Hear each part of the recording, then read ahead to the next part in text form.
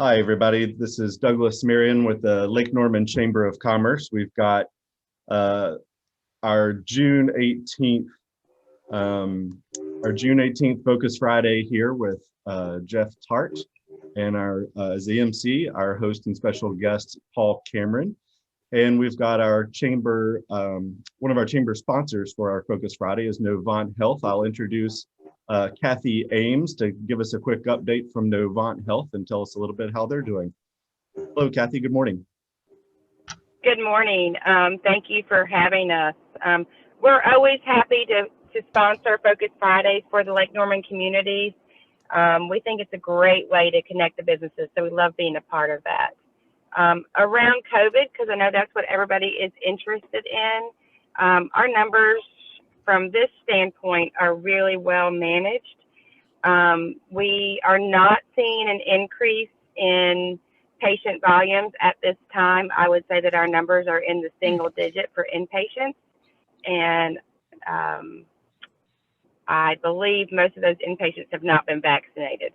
So we absolutely are continuing vaccination sites within Novant Health, and we are encouraging and pushing everyone to get vaccinated. So if you haven't, definitely go to NovantHealth.org and find a vaccination site.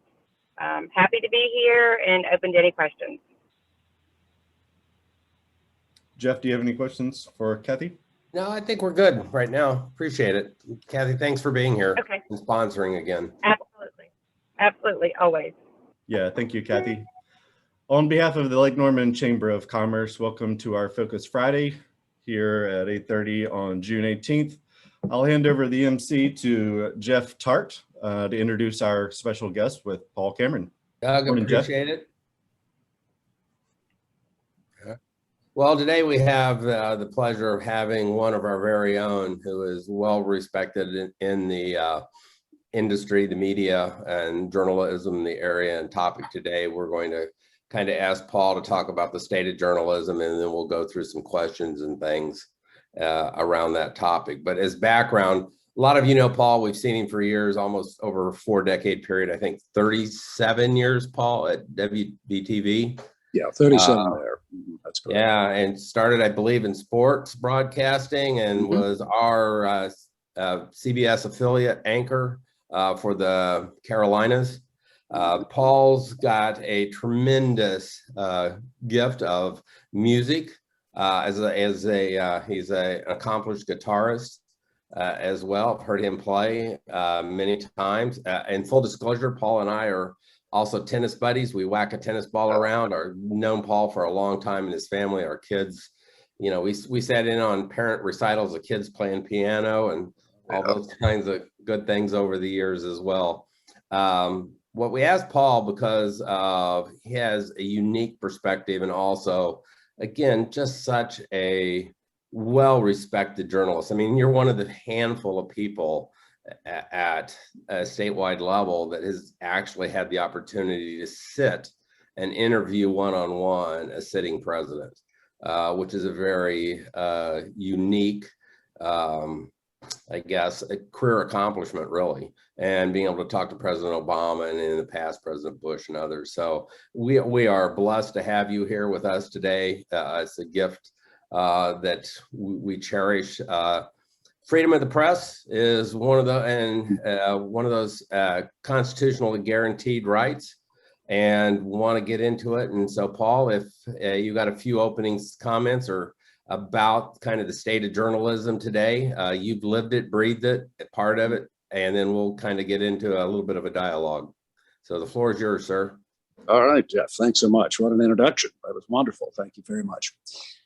Jeff, you asked me to talk about journalism today. And I was curious. I went online to see what the thinking is online. You know, I've been retired now for 2.5 years. So in 2.5 years, I've forgotten everything about journalism, to be honest with you. Yeah. So I wanted to see where it was. And I saw a definition on Google that says journalism is the production and distribution of reports on current events based on facts and supported with proof or evidence. Now, you have to ask yourself, are we seeing that today on television, in newspapers? I've seen a lot of commentary. I've seen a lot of I've seen a lot of outlets who come with a real agenda and try to prove their agenda from the opposite side of the journalism of the way I was taught. The way I was taught is that you seek the truth, but you seek the truth by being accurate along the way. You find your evidence, you support it with your proof, but you don't come with a preconceived notion. You have to keep your mind open. And that's how I was taught back in the dark ages, back at the University of Florida College of Journalism. We had a college professor, Don Grooms, who was part Cherokee Indian.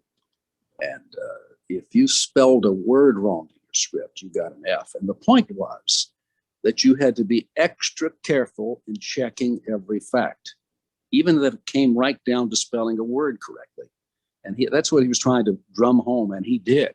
He got that in my head. There's no question. Now, I started at the University of Florida as an intern with WJXT, which is the CBS affiliate in Jacksonville, Florida. At the time, it still is, owned by Post Newsweek.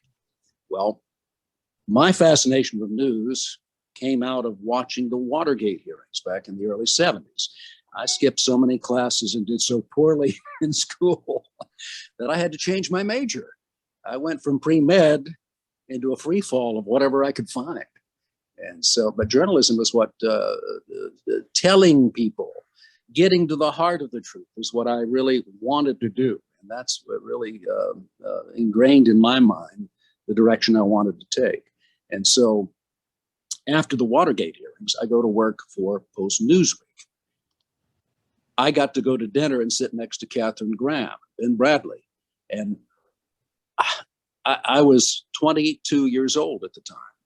And I was just amazed. But the responsibility that they instilled in all of us, young kids back then, came through everyone who worked there.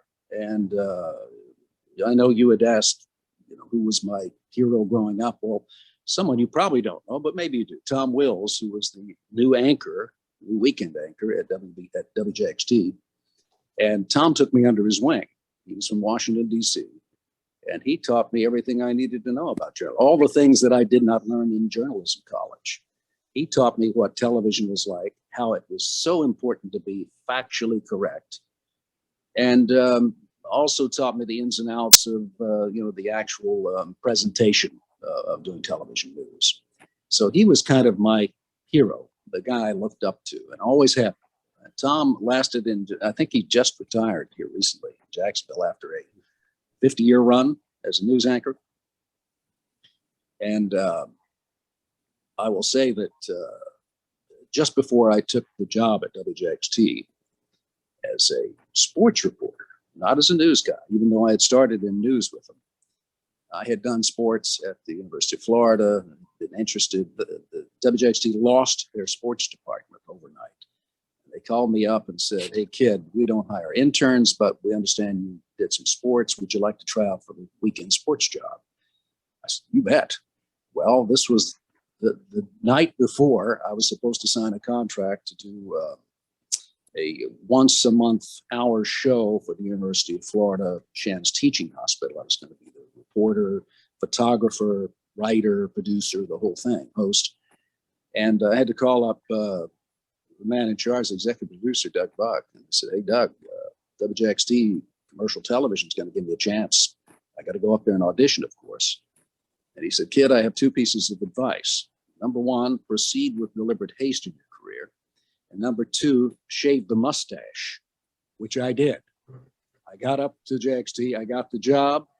And as it turned out, I proceeded with deliberate haste in my career. I worked for two television stations, WJXT and WBTV.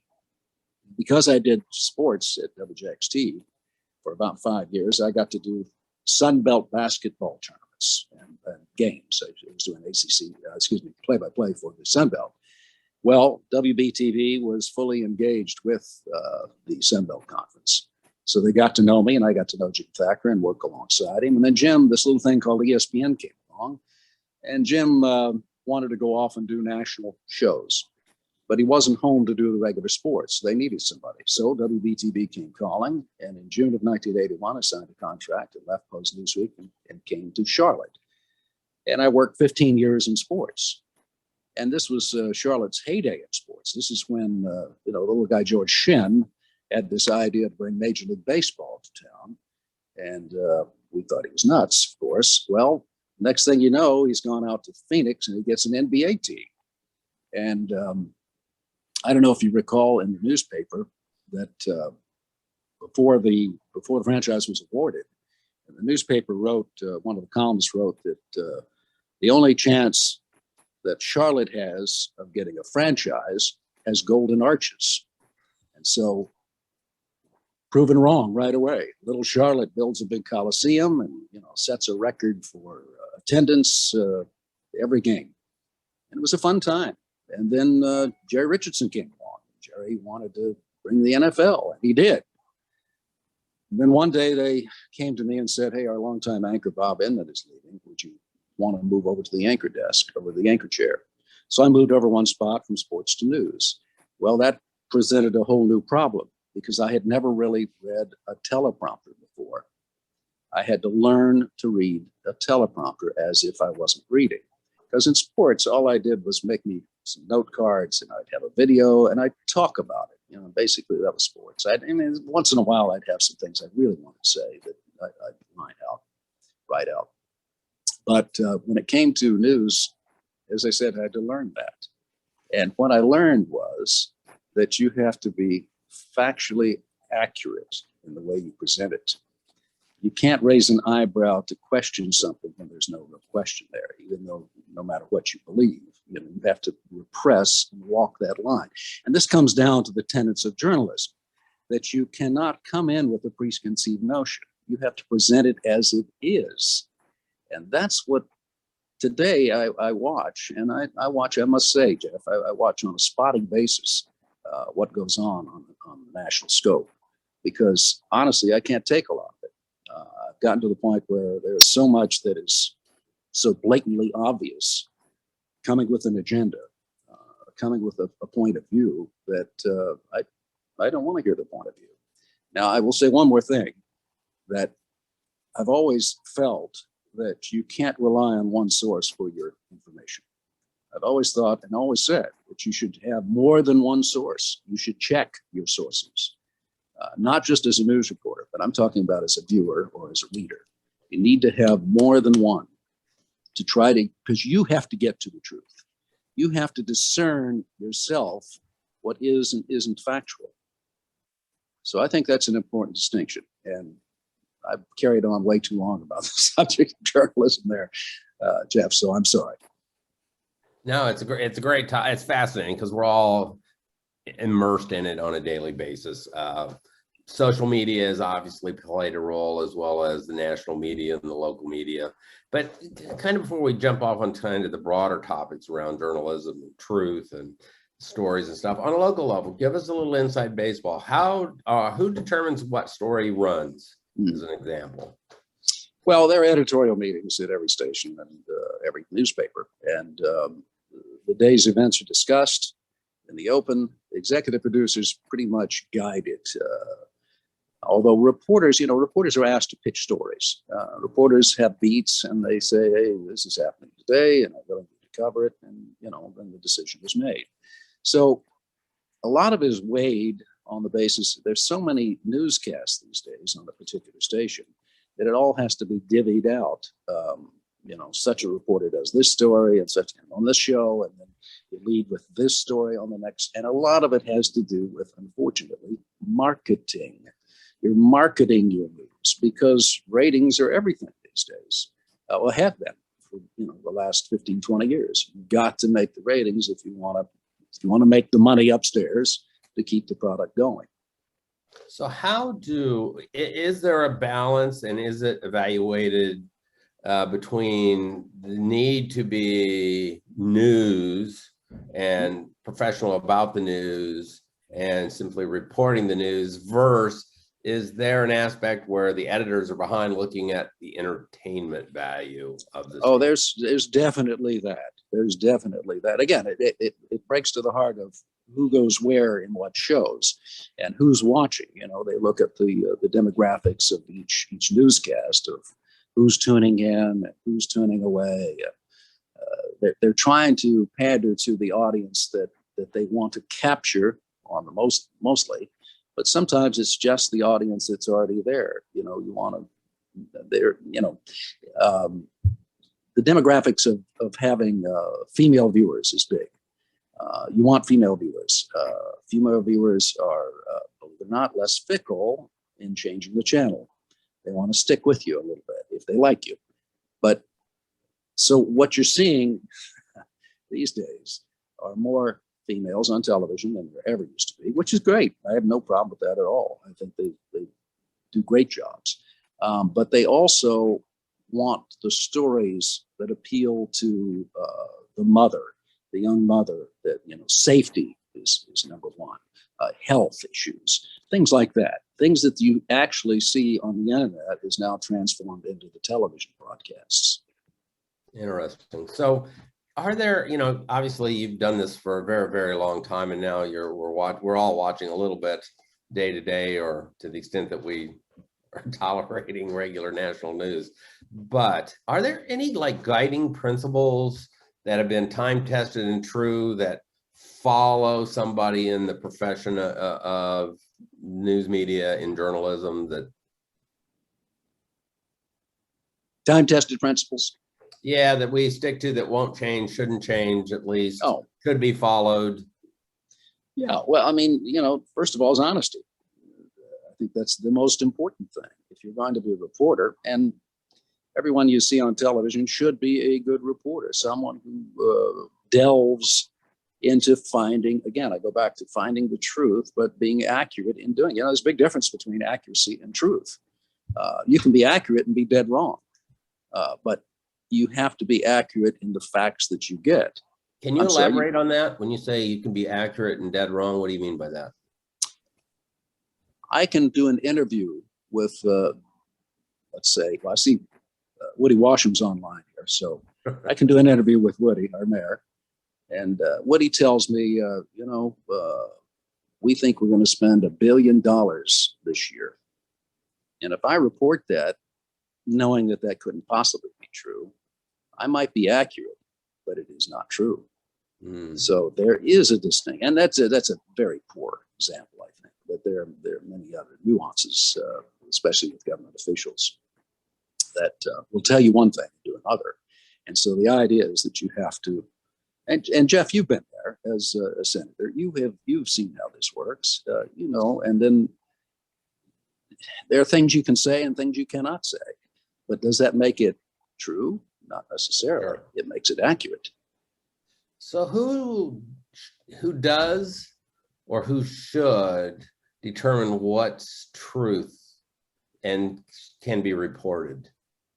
Well, now you're getting to the heart, the real heart of the question. You know, part of it is checking with all your sources to make sure that you know, the rule always was 2 sources to confirm, at least 2 sources. And that came out of Watergate, of course, right. The 2-source thing. And, you know, you couldn't report anything. When I was at WJHT, the Post Newsweek station, you couldn't report anything unless you had 2 sources.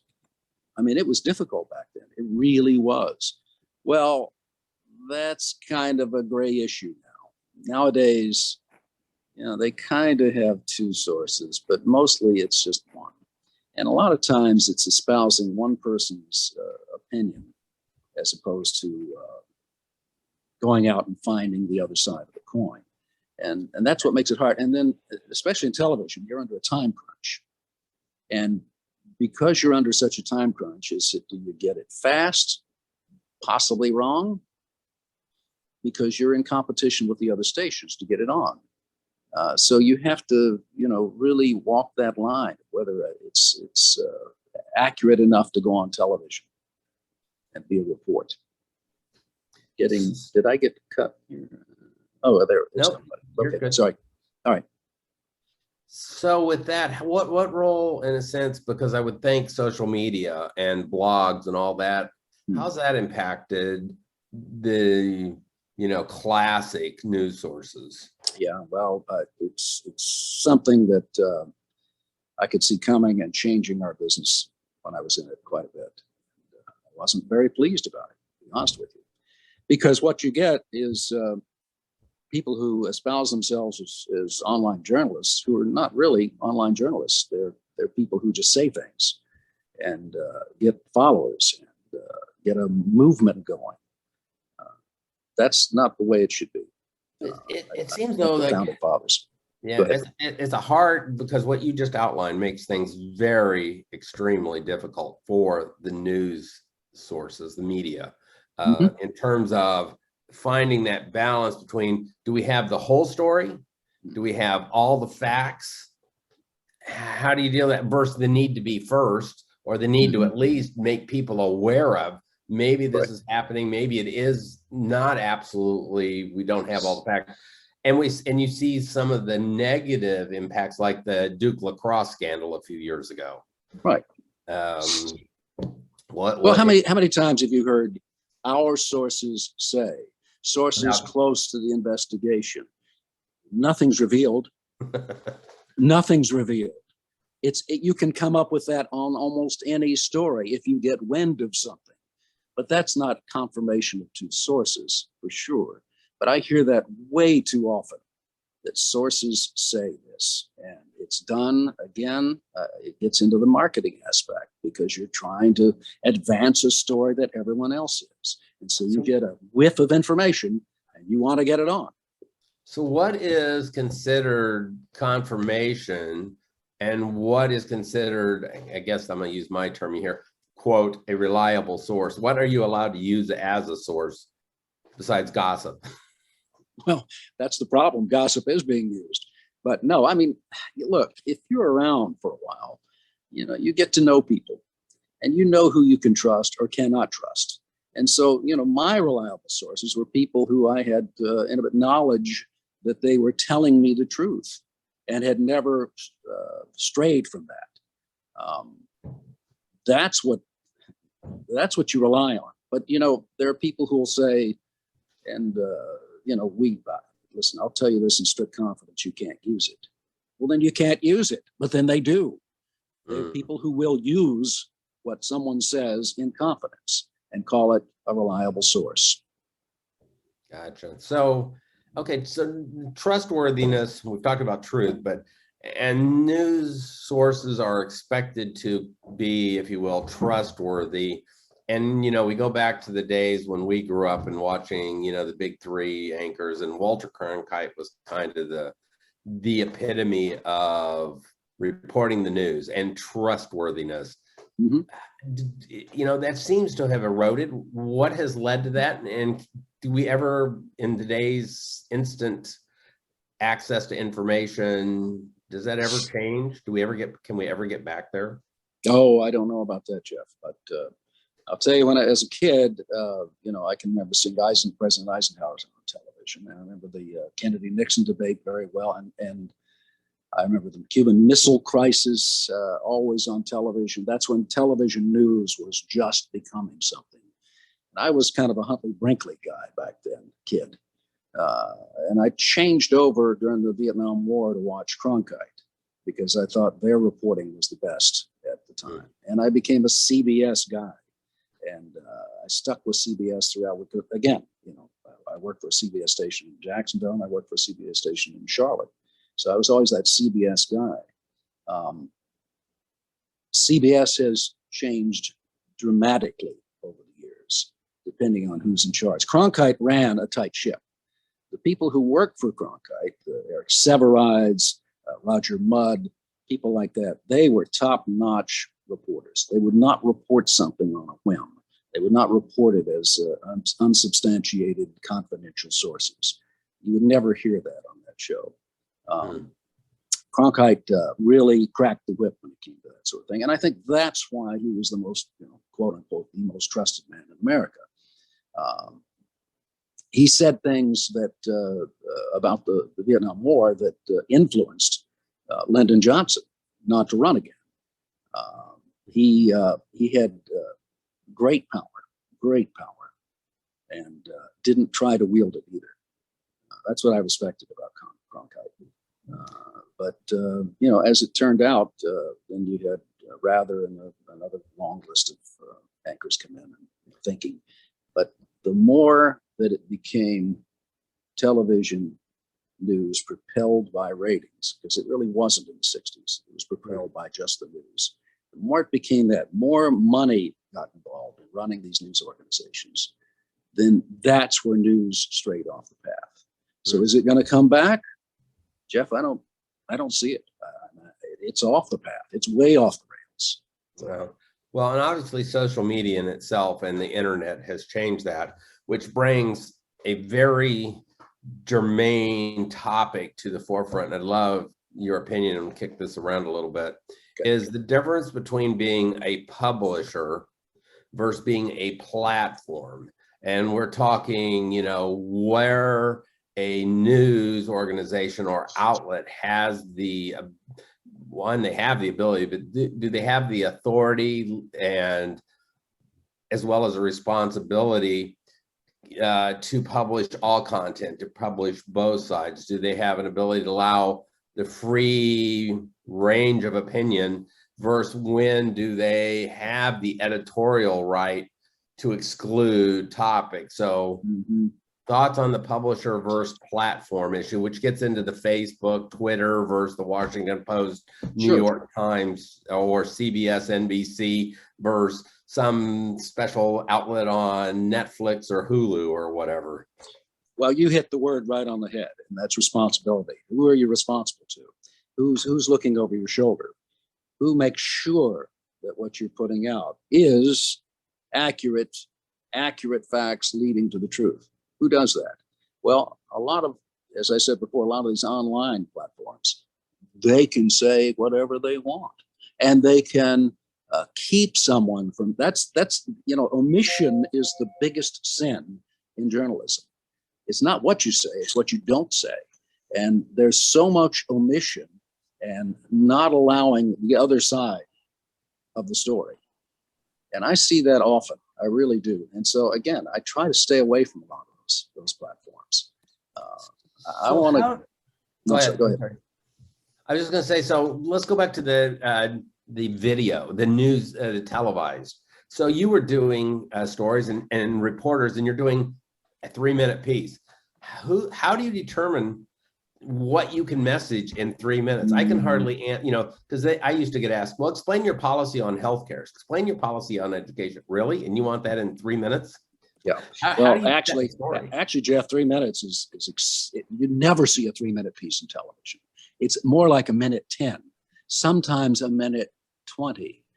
Time is so precious in television news. Believe it or not, people are doing story, and part of it is our attention span has shrunk over the years. We don't want something that goes on and on and on. We want to get to it. Get to it. That's the whole point. That's, you talk about bearing the lead. In television, you may not do that. You have to lead with the hard facts and then explain it quickly. So a minute 10 in a reporter piece is a lot of time. I can remember arguing for those 10 seconds, trying to get an extra 10 seconds on something I really wanted to do. And they don't always budget it. So no, can you do it in 3 minutes? Yeah, the more time you have, if it's spent wisely, obviously, but really you have got to get to the point pretty quickly. So what's your perspective on the future of journalism? Well, again, for 2.5 years, I've tried to stay out of it as much as possible. I thought I'd come back to it and see something gloriously better, and I haven't seen it. It's descended. As you can see, what has happened. I mean, if you've followed for the past 6 years or so, sure. Just look at the White House news conferences that they hold. Look at the question. Look at the aggressive questioning for some and puffball questions for others. It just doesn't seem to be fair across the board. I see lots of things I don't like, but I can't change it. That's for sure. I don't see anybody else changing it unless there's a heart in the nation to just quit watching or reading some of these outlets that just don't seem to be fair. Well, we appreciate you taking the time to do this. Couple of quick things before I let you get away. Oh, though. sure. On kind of a personal note, take us behind the scenes. So how do you get selected to interview a president one-on-one? And then what's the process leading up to walking in and sitting down in that chair? And then, how do you determine what you're going to ask, what you're going to talk about? Are you given rules, what's off limit, or can you walk us through that? Well, no presidential staff will allow an interview unless the president has a message to impart. And I got to go to the White House and talk to President Obama because he was coming to Charlotte for his second inauguration initially. It was supposed to be about that. But of course, we strayed. Let me just tell you that, I have high regard for the office of the president. I don't care who's in there. I just love it. I do. I mean, I grew up in Southern Maryland, St. Mary's County, Maryland, and I felt a part of Washington, D.C. As I mentioned to you, the Huntley Brinkleys and the Cronkites, and Washington was everything to me. So when I get in the White House and sit in the map room, where Franklin Roosevelt still has maps up on the wall of World War II, of the German lines and such, where you see all the China from all the presidents. I mean, it's an amazing sight. That was in the waiting room before I went into the diplomatic room to talk to President Obama. And believe it or not, what we talked about most was sports. He's a big basketball fan. Yeah. He had done someone had done his homework and knew that I had done a lot of ACC work and at Duke. I'd done a lot of games. And so that's all he wanted to talk about. I mean, we chatted and they finally said, Mr. President, you've got to get this interview. You got to get this over with and get going. And so we sat down and started talking. I had some, obviously I wanted to talk about coming to Charlotte and whatnot. But there were a couple other questions I had that were key to what was happening at that time. And one had to do with accepting PAC money and such. But he was very good, answered all my questions, gave me extra time, and then we stood up and we talked sports again. And he was grabbed by the shoulder by his people and sent out of the room, and that was the end of the interview. So but I was through. Didn't get to challenge him to a tennis match or anything, or one-on-one shooting horse. No. He was remarkably slim and tall, more than I thought when I met him in person. But I also did George Bush earlier. I didn't do him in the White House, I did him on the campaign trail. And I've been very fortunate. I've been absolutely lucky in my lifetime to meet, interview, be around people. I was seeing a story on Arnold Palmer last night. I thought, I interviewed Arnie. He was like another guy. Jack Nicklaus, same thing. I will say that just looking past my career, the most interesting interview that I wish I'd done more with, but it was early on in my career, was Jesse Owens, the great Jesse Owens, who stood up to Hitler, who won his 4 gold medals despite racism from his own team. I mean, I was just almost dumbstruck talking to him. I couldn't ask good questions. I got great answers because he was such a good guy. He really was. But, another one, Luciano Pavarotti, the great Italian singer. This was funny. Tenor. Tenor. He was very demanding on what he could and couldn't do for this interview. He had come to Charlotte, and I got the interview with him. And, it had to be in a hotel room with a desk between us and a vase of flowers on one side and a bowl of candy on the other, and I was not to shake his hand. It was unbelievable. But he was great. He was wonderful. But I've been very, very lucky to meet people like that in my career. So anybody that you didn't get an opportunity to interview that you would love to have interviewed? I think President Kennedy would have been interesting. I think Abraham Lincoln, had I been around then, I'd like to have seen that. Also, I was so enamored with the space race back in the 60s that, we knew all the astronauts by name. When I was a kid, my dad worked for Lockheed Aircraft at Pax River Naval Air Station. And before he was an astronaut, Alan Shepard was the head of the test pilot school there at Pax River.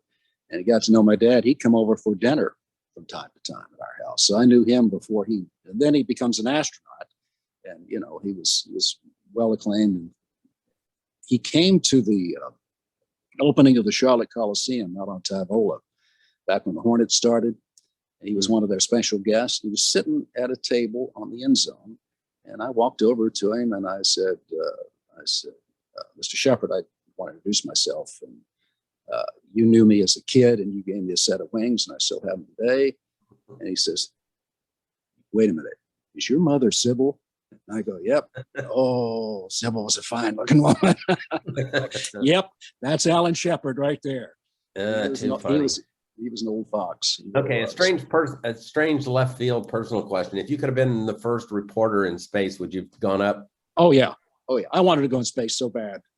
That's what, if I couldn't be in space, I wanted to talk about it. Yeah, that was a huge wish of mine. In fact, I was disappointed when Armstrong landed on the moon because I wanted to be the first guy on the moon. Gotcha. Well, one last thing before we wrap up. If you were going to speak at a journalism class today, what would you share with them? What would you tell them today? Well, Jeff, I'd say pretty much what you've already heard here today. Pursue the truth, but be accurate, and don't hide behind sources. Sources say. I think that's the most important thing. You've got to be extremely careful in what you report. You can't just report rumor. You can't report a whiff of something. It's fine to be a bloodhound and follow that whiff until you get something substantial. That's what you do. That's what a good reporter does. And I might say on a personal note, my son-in-law, David Spont, is a Washington correspondent for Fox News. And my daughter and 2.5-year-old granddaughter live in Alexandria, Virginia. And David came to us at WBTV, and I knew immediately this guy was going places. I just didn't know he was going to take my little girl with him. That was the problem. He's a wonderful son-in-law, he really is. But he was such a good reporter when he walked in the door. He was different than most of the people we had ever hired. I mean, he right away knew how to develop sources. And I think he got some good information out of you, Jeff Tarte, didn't he? A few times. But he knew how to develop sources. And that's what it took. Developing sources to give you the whiffs so you can become a bloodhound and follow those whiffs until you can get accurate information to report something. That's what he's good at. And that's what I would tell people. Well, Paul, we appreciate you taking this amount of time on a Friday morning to spend with all of us. And this will be recorded so people can go listen and follow along. I mean, you've been the face and voice of Charlotte for over 40 decades in different venues, but being the anchor, you are one of the last truly trustworthy and trusted news anchors. It's been amazing to watch your career. I value your opinions. I value your friendship. And thank you for doing this today. You're awfully kind, Jeff. Thank you very much. And thank you, everyone, for putting up with me this morning. It's been a long time since I've been able to talk to people like this. So I really do appreciate it. Thank you. So, Doug, back to you. Thanks, everybody, for joining us this Friday morning for the Focus Friday. Thank you to Paul Cameron. Thank you to Jeff Tarte. Thank you to our sponsors. As Jeff mentioned, this is being recorded. We'll load it onto the Lake Norman Chamber website. That's lakenormanchamber.org. We'll also post it to the YouTube channel. Don't forget to check out our event calendar. We've got our big fundraiser, which is the 0K, coming up next Thursday. If you haven't registered for that, go to the website and feel free to register. We've got a lot of excitement around that, a lot of sponsors, a lot of people have already registered. But again, that's next Thursday, the 24th, which is our 0K. For further events through the Lake Norman Chamber, check out lakenormanchamber.org. And until next time, we'll have the Focus Friday again. Thank you, Jeff, for being the regular MC. All right, everyone, have a great weekend. Take care, everybody. So long.